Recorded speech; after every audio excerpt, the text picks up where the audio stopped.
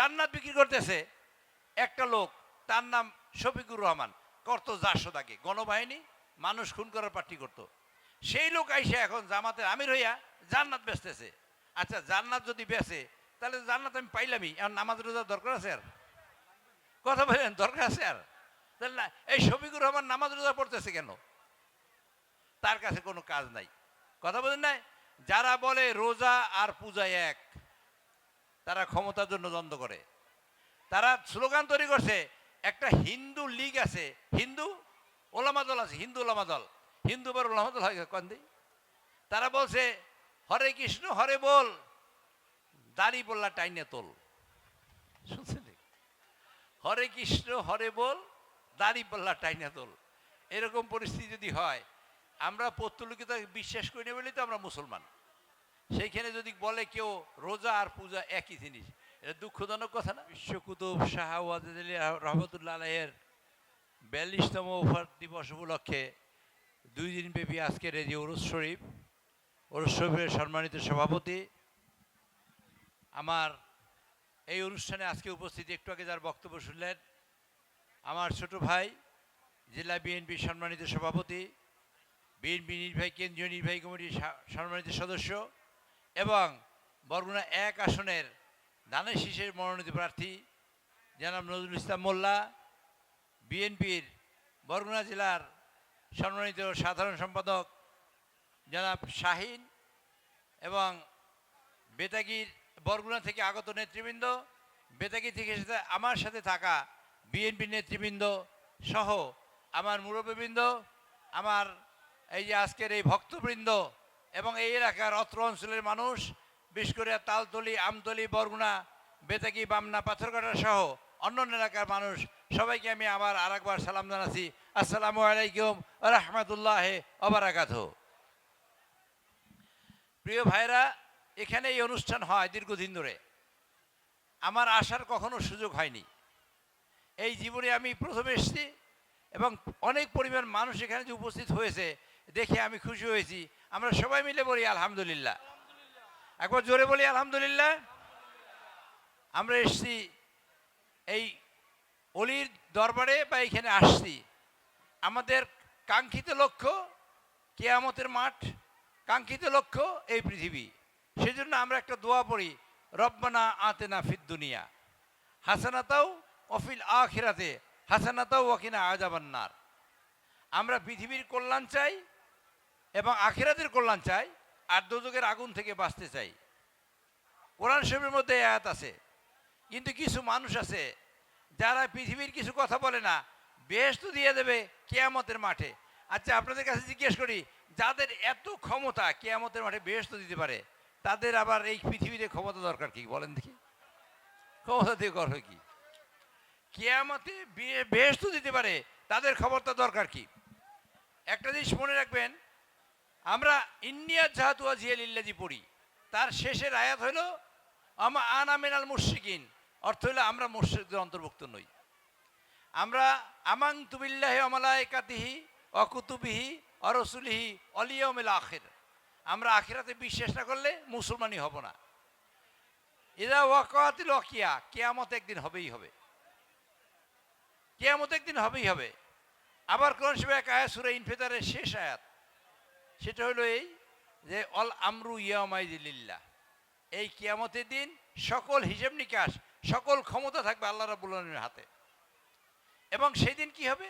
সেই দিন সূরা ইয়াসিনের 65 নম্বর আয়াত, সেখানে বলা আছে এই যে সকল মুখ বন্ধ করে দেওয়া হবে, হাত কথা বলবে আর পা সাক্ষী দেবে। এই আয়াত বলা আছে। আল্লাহ পৃথিবীতে মানুষ পাঠিয়ে বলেছেন লাইয়াবলুয়াকুম আইয়ুকুম আহসানু আমালা আহুয়াল আজিজুল গফুর। এটা সূরা মুলকের প্রথম আয়াত। পৃথিবীতে মানুষ পাঠাইয়া কে কি করেছে, ভালো না মন্দ, এর বিচার হবে কিয়ামতের মাঠে। তারপর আল্লাহ আবার বলেছেন যে এই পৃথিবীর যা কিছু হোক না কেন, কিয়ামতের মাঠে সিদ্ধান্ত হবে এবং সেই সিদ্ধান্তে আল্লাহ যারা সিদ্ধান্ত নেবে, যাকে বেহেশত দেবার তাকে বেহেশত দেবে, যাকে দোজখ দেবার দোজখ দেবে। কিন্তু এখন আল্লাহ কি, আপনাদের কাছে জিজ্ঞেস করি, এই যে বিরাট জনসমাবেশ, আপনাদের কাছে জিজ্ঞেস করি, আল্লাহ কি বুড়ো হয়ে গেছে নাকি? একটু জোরে কয়, একটু জোরে কন দে। আল্লাহ কি বুড়ো হয়ে গেছে? লাঠি বর্দি হাঁটে?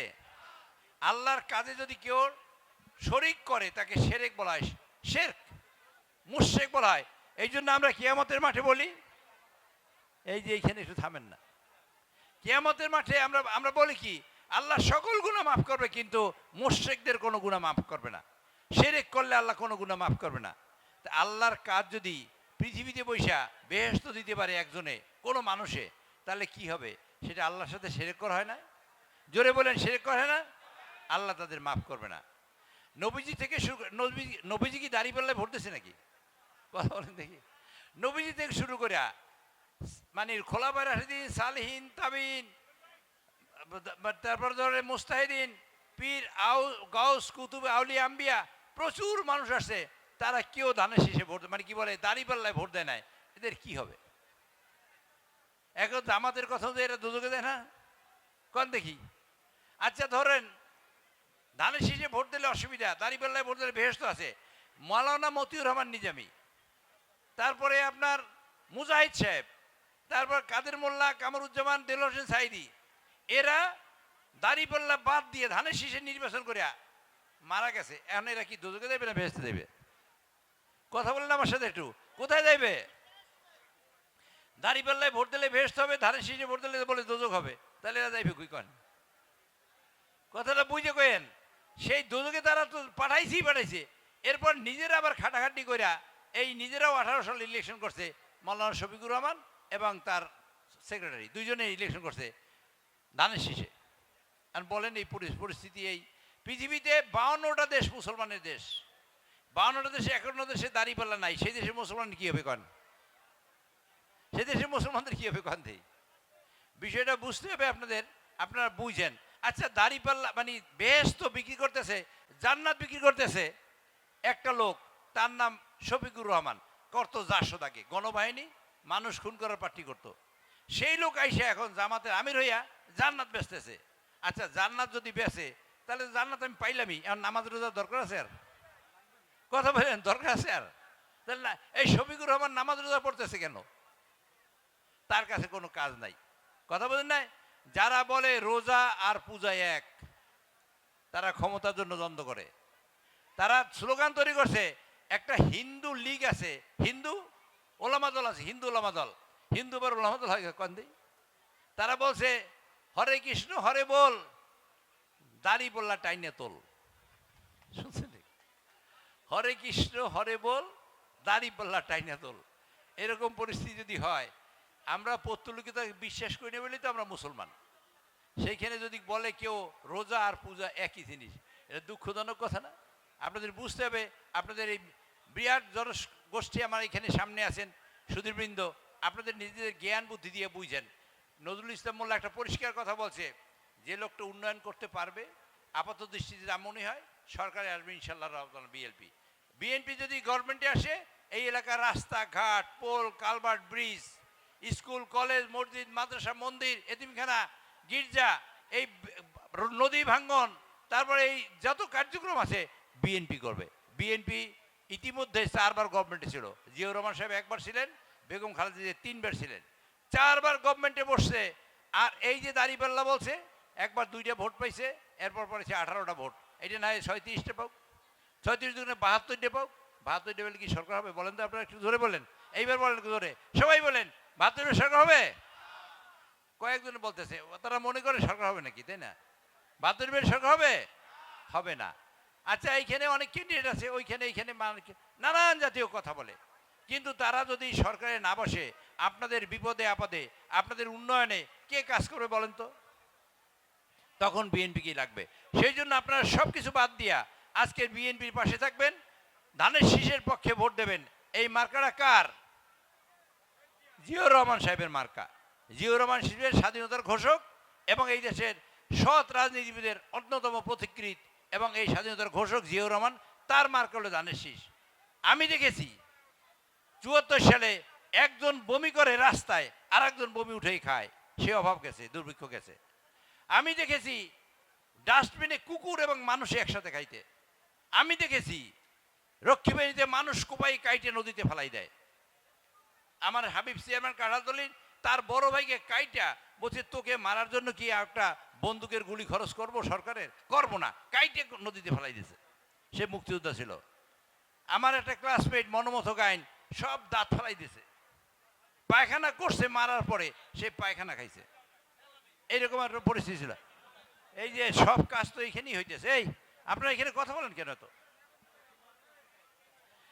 এই কাজ রক্ষী বাহিনী করে, দুর্ভিক্ষ দিয়ে, বাকশাল করে এই দেশে জগদ্দল পাথর তৈরি করেছিল শেখ মুজিবুর রহমান। তার কন্যা শেখ হাসিনা এই দেশকে ধ্বংস করার জন্য যা করা দরকার সবই করেছে। এই দেশে গণতন্ত্র ধ্বংস করার জন্য এই দেশের গণতান্ত্রিক স্তম্ভগুলো নষ্ট করেছে, স্বাধীনতা নষ্ট করেছে, সার্বভৌমত্ব নষ্ট করেছে। এই তিনটা জিনিস নষ্ট হয়েছে। নষ্ট করে করার জন্য শিখে করেছে। সাংবাদিকের মুখ বন্ধ করছে প্রথম। তারপর বিএনপিকে ধরছে।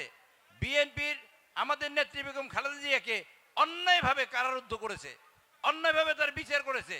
আমরা তারা বলছে উনি 2 কোটি টাকা চুরি করছে, অথচ সেই টাকা ব্যাংকে জমা 12 কোটি টাকা হয়েছে। তারপর তাকে জেল দিয়েছে।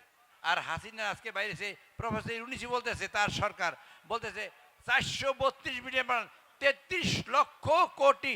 কয় টাকা বলছি বলেন, এটা জোরে বলেন, কয় টাকা? আপনার আমার কথা শুনেন না?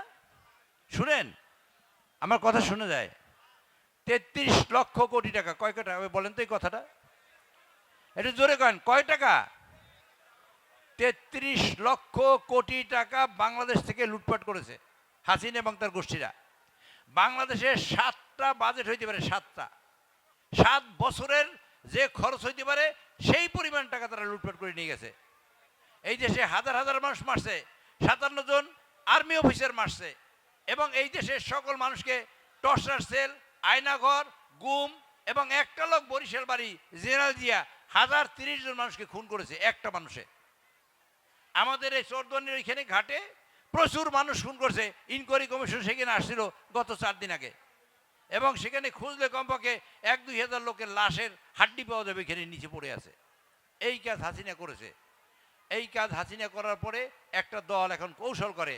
এই আমরা গ্রামে কই না, আইক্যা থেকে কওয়া, কওয়া থেকে খাপটি, খাপটি থেকে ওসা পাচ্ছে, ওসার পথে খুসেন, খুসেনের পথে ফেরিজাল, ফেরিজালের পথে ধর্মজাল, নানান জাতীয় চেষ্টা করতেছে। প্রথম এই জামাতের লোকেরা প্রথম বলেছে আমরা ইউনিয়ন পরিষদে নির্বাচন চাই। তারপর বলেছে যে আমরা কনস্টিটিউয়েন্ট অ্যাসেম্বলি চাই। এই 2 দফা দেওয়ার পরে 3 নম্বর দফা বললো যে আমরা সংবিধান ভাঙি চুরিয়া খালে ফেলাই দিয়া, বিষখালিতে ফেলাই দিয়া নতুন করে লাগবো। এই 3 দফা গেছে। এরপর 4 নম্বর দফা কি বলছে? বলছে যে আমরা সংস্কার চাই।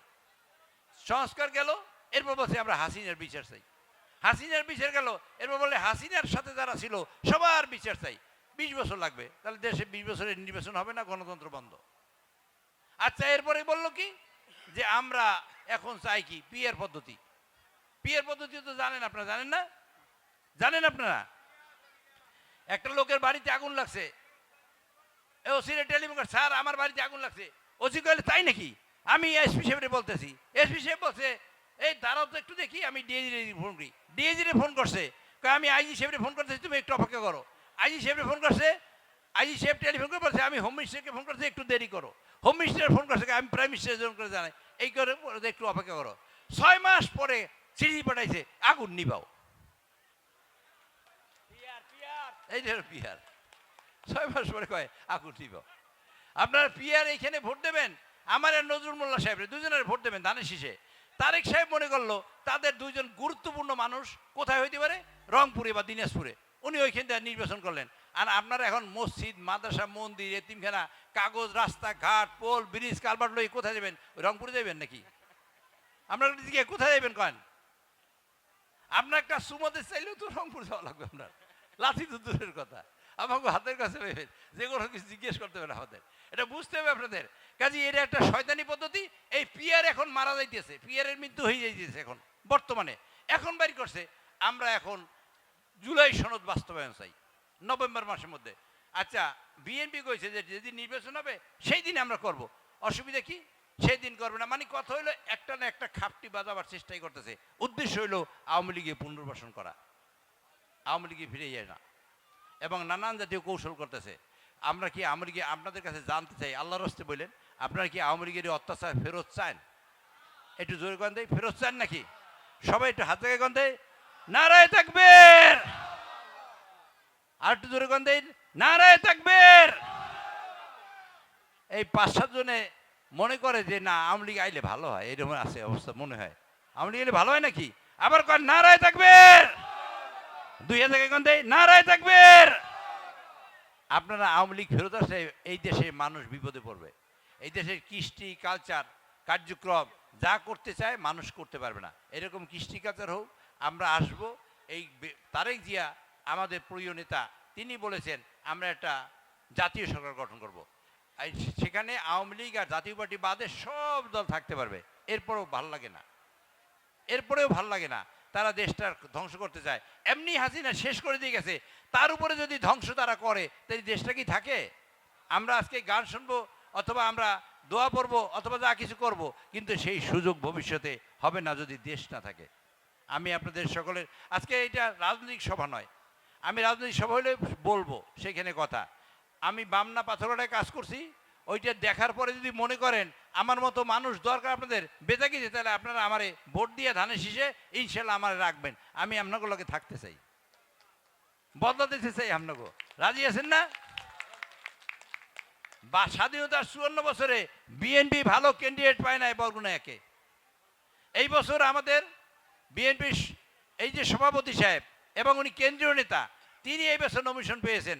আপনারা যারা আমতলি তালতলি বরগুনার মানুষ আছেন, আমি আপনাদের কাছে বিনয়ের সাথে অনুরোধ করি, এইবার অন্তত বিগত দিনে যা করছেন করছেন, এইবার ধানের শীষে একবার ভোট দিয়ে দেখেন ঠকেন কিনা। আপনারা দিবেন? রাজি আছেন? একবার দিয়েন। আমরা তারেক জিয়া সাহেবকে এই বরগুনা 1 এবং বরগুনা 2 আমরা উপহার দিতে চাই। আমরা এই বরগুনা থেকে জোয়ার উঠাতে চাই যে বাংলাদেশে ধানের শীষ বিজয় হবে এবং সেই জোয়ারটা শুরু হবে আমাদের এই বঙ্গোপসাগর থেকে। আমাদের এই ক্ষেত্রে জোয়ার নিয়ে একদম ওই উত্তর বঙ্গোপসাগর। আপনারা আমাদের সাথে থাকতে পারবেন না? এই দেশের মানুষ আপনারা, আপনাদের বিপদে কিন্তু আমরা আছি, দুঃসময়ে আমরা আছি, অসুবিধায় আমরা আছি, রাস্তায় আমরা আছি, ঘাটে আমরা আছি, পোল কালভার্টে আমরা আছি, বাজার উন্নয়নে আমরা আছি, সব কিছুতে আমরা থাকি। তা আমাগুলোকে থাকতে পারবেন আপনারা? থাকতে পারবেন কিনা কয়েন একটু জোরে কয়েন, একটু থাকতে পারবেন? এই দেখি দে, নারায়ে তাকবীর। এই যে সব মানুষই আমাদের সাথে থাকবেন ইনশাল্লাহ। আপনাদের সকলের শুভকামনা করি। আপনারা এখানে অনুষ্ঠান উপভোগ করেন এবং আয়োজক বিন্দু যারা এখানে আছেন তাদের আন্তরিক ধন্যবাদ দিয়ে আমাদের দাওয়াত করার জন্য তাদের সকলকে ধন্যবাদ দিয়ে আমার বক্তব্য শেষ করার আগে একটা কথা বলতে চাই। এই মাজারটা বেতাগী উপজেলায়, আমার কিছু দায়িত্ব আছে এখানে, বাড়তি দায়িত্ব। এই মাজারে আমি শুনেছি এখানে মানুষ যারা আসবে দূর দূরান্ত থেকে, তাদের থাকার কোনো জায়গা নাই, বিশেষ করে মহিলাদের থাকার কোনো জায়গা নাই। যদি আল্লাহ আমাদের কামিয়াব করে ইনশাল্লাহ আমরা করার চেষ্টা করবো ইনশাল্লাহ। এইখানে ভালো বাথরুমের ব্যবস্থা নাই আমি শুনেছি, আমরা চেষ্টা করবো সেরকম ভালো ব্যবস্থা করে দেওয়ার জন্য। আর আশেপাশের রাস্তাঘাট যা দেখছি, আমি একটা গাড়ি আসলে আর একটা গাড়ি সাইড দিতে পারি না। আমি এই রাস্তায় আসতে বহু জায়গায় বা নিজে নাইমা তারপর গাড়ি পার করেছি আমি নিজে। কাজে আপনারা যদি ইনশাল্লাহ, আমি এটা ওয়াদা করতে চাই না, আমি সব কোনো জীবন আমার জীবনে ওয়াদা করি নাই, আমি বলছি ইনশাল্লাহ আমি চেষ্টা করবো। ইনশাল্লাহ মানে আল্লাহ চাইলে, আল্লাহ না চাইলে তো আমি করতে পারবো না।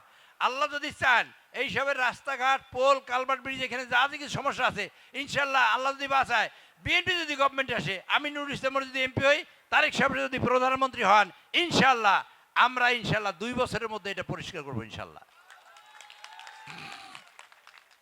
আমরা তারেক সাহেবের জন্য একটু দোয়া করতে পারি না? পারি কিনা কয়েন? পারি, সত্যি পারি। হাত জাগান দেয়।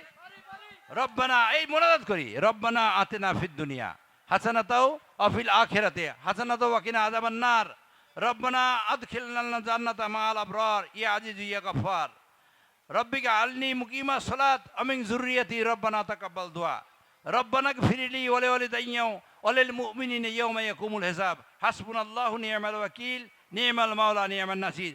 রব্বুল আলামিন, আমরা যারা হাত জাগাইছি, মেহেরবানি করে আপনারা আমাদের সকলের হাতকে আপনি কবুলে মঞ্জুর করেন।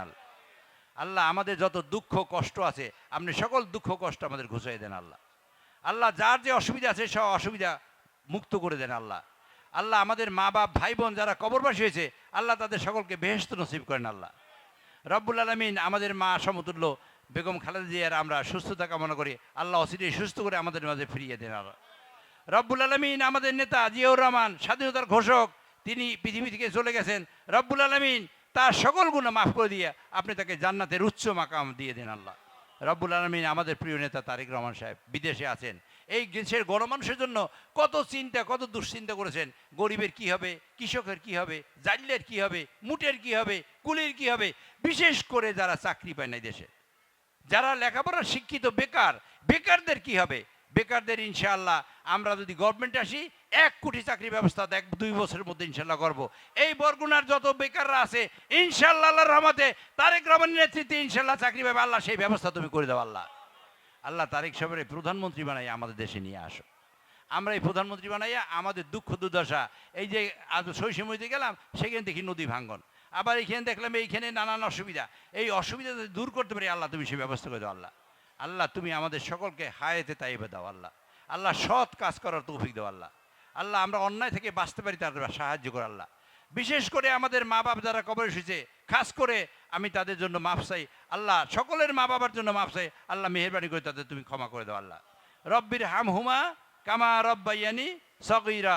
আবার বলেন সবাই, রব্বির হামহুমা কামা রব্বাইয়ানি সগীরা। একটু জোরে বলেন, রব্বির হামহুমা কামা রব্বাইয়ানি সগীরা। রব্বানা হাবলানা মিন আজওয়াজিনা আযুররিয়াতিনা কুররাতা আয়ুন ওয়াজআলনা লিল মুত্তাকিন ইমামা। রব্বি হাবলি মিনাস সলিহিন, রব্বি হাবলি মিনাস সলিহিন, রব্বি মিন ইনদিকা বিল বাইতিল জান্নাত, রব্বি হাবলি মুলকান লা ইয়ামবাগি লি আহাদ, রব্বি আদখিলনি মুদখালা সিদকিও ওয়া আখরিজনি মুখরাজা সিদকিও ওয়াজআলনি মিন লাদুনকা সুলতানান নাসিরা। সুবহানা রব্বিকা রব্বিল ইজ্জাতি আম্মা ইয়াসিফুন ওয়া সালামুন আলাল মুরসালিন আলহামদুলিল্লাহি রাব্বিল আলামিন। প্রিয় ভাইরা, আপনাদের সকলের শুভকামনা করে আমি বিদায় নিচ্ছি। আসসালামু আলাইকুম ওয়া রাহমাতুল্লাহি ওয়া বারাকাতুহু।